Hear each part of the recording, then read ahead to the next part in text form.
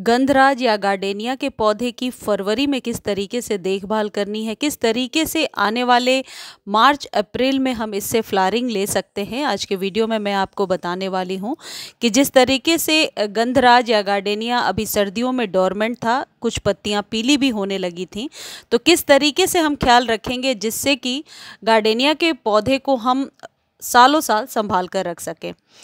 देखिए, गंधराज में जो कॉमन प्रॉब्लम होती है, जो अक्सर सुनने को मिलता है या देखने को मिलता है कि जो इसकी कलियां हैं वो गिर जाती हैं, यानी बड ड्रॉपिंग इसकी एक सबसे बड़ी प्रॉब्लम होती है। दूसरी प्रॉब्लम यह है कि इसकी पत्तियां पीली होकर के झड़ जाती हैं, पौधा बेजान सा होता है और फिर सूखने लगता है। लेकिन गार्डेनिया एक ऐसा पौधा है जो सालों भर आपके गार्डन में रहता है। तो बसंत के समय यदि आप अपने पौधे की उचित केयर करते हैं तो निश्चित तौर पर आपका पौधा आपके गार्डन में सालों साल सरवाइव करता है। जैसे मेरे पौधे को आप देख रहे हैं, सर्दियां शुरू होने के पहले भी मैंने आपको बताया था किस तरीके से इसकी केयर करनी है, किस तरीके से आप सर्दियों में सूखने से बचा सकते हैं। गार्डेनिया के पौधे को यदि आपने गमले में लगाया है और गमले की मिट्टी भर आई है, यानी जड़ें उसकी भर आई हैं, तो ये सही टाइम है। स्प्रिंग के समय आप रीपॉट कर सकते हैं। जब कभी आप किसी पौधे को रीपॉट करें तो जिस साइज़ में आपने लगा रखा है उससे 2 इंच बड़े कंटेनर का ही चुनाव करेंगे।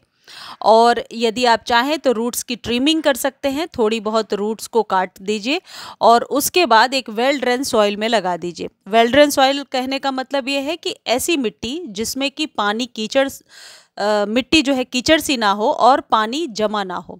इसके लिए आप चाहें तो 50% गार्डन सॉइल में 50% वर्मी कंपोस्ट मिलाकर लगा सकते हैं, जिससे कि आप देखेंगे कि पौधे की ग्रोथ भी अच्छी हो रही है।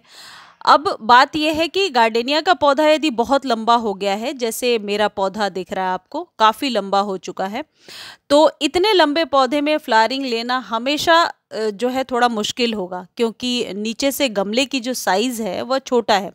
तो बहुत बार मैं आपको बताती हूँ कि पौधे में कितनी फ्लावरिंग होगी ये गमले के साइज़ पर डिपेंड करता है। यदि गमला छोटा है और प्लांट काफ़ी लंबा हो चुका है तो ऐसे में जितनी बार आप खाद पानी देंगे वो पौधे की लंबाई में ही चली जाएगी, यानी कि निश्चित तौर पे फ्लावरिंग नहीं होगी। तो बेहतर है कि गमले के साइज़ के अकॉर्डिंग पौधे को आप ट्रिम कर दें। और वैसे भी यदि आप किसी भी पौधे की ट्रिमिंग या कटिंग करना चाहते हैं या शेप में देना चाहते हैं तो फैब के समय आप आराम से कर सकते हैं। तो मेरा पौधा क्योंकि बहुत लंबा हो गया है तो इसे ट्रिम कर देते हैं। अब यहाँ पर एक प्रॉब्लम आती है कि पौधे को कट करने के बाद पौधा सूखने लगा है, कई लोग ऐसा कहते हैं।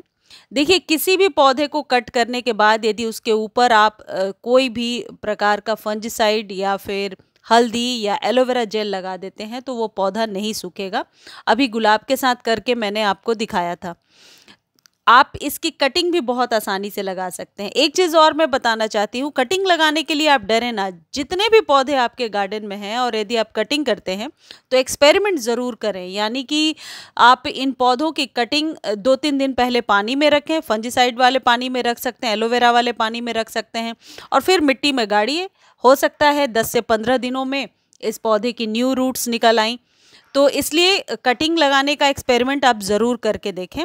कई बार कटिंग ऐसे ही ग्रो हो जाती है। अब आप इसको कट करने के बाद क्या करेंगे, इसे एक चीज़ ध्यान रखें, गार्डेनिया का जो पौधा है ये शेड में रहना पसंद करता है, यानी फिल्टर्ड सनलाइट में। अब जब धूप तेज होने लगेगी तो इस पौधे को आप ऐसी जगह पे रखेंगे जहाँ सिर्फ मॉर्निंग की धूप मिल सके। दोपहर के धूप से बिल्कुल बचाना होगा, अदरवाइज़ पत्तियाँ ज़रूर पीली होने लगेंगी। अब बात करते हैं फर्टिलाइज़र की। किस तरीके के फर्टिलाइज़र की ज़रूरत होती है। वैसे तो एसिडिक सॉइल पसंद करता है ये गंधराज का पौधा, लेकिन मस्टर्ड केक फर्टिलाइज़र हो या फिर कुछ इस तरीके के फर्टिलाइज़र जो किचन वेस्ट से तैयार होते हैं उनको अवॉइड करना चाहिए। वो गार्डेनिया के पौधे में अच्छा रिजल्ट नहीं देता है। तो किचन वेस्ट वाले खाद का आप बिल्कुल भी इस्तेमाल नहीं करेंगे। अब आपको करना क्या है, ऊपर से गुड़ाई कीजिए। गुड़ाई करने से एक तो पौधे की जो है मिट्टी उलट पलट होने से पौधा स्वस्थ होता है, और यदि पानी ज़्यादा चला गया है किसी कारणवश तो आप ऊपर से गुड़ाई करके और रूट्स में हवा लगने दें। 3-4 घंटे तक ऐसे ही छोड़ दें और उसके बाद फर्टिलाइज़ करें। जब भी फर्टिलाइज कर रहे हैं उसके बाद पानी देना ज़रूरी है, इस बात का ध्यान रखें। और सबसे इम्पॉर्टेंट चीज़, आप जब कट कर रहे हैं उसके बाद पौधे को आप शेड में रखेंगे, ना कि धूप में रखेंगे। अब गार्डेनिया के लिए जो सबसे ज़रूरी चीज़ है जो हर एक 15-15 दिनों पर आपको करना है वो है नीम की खली।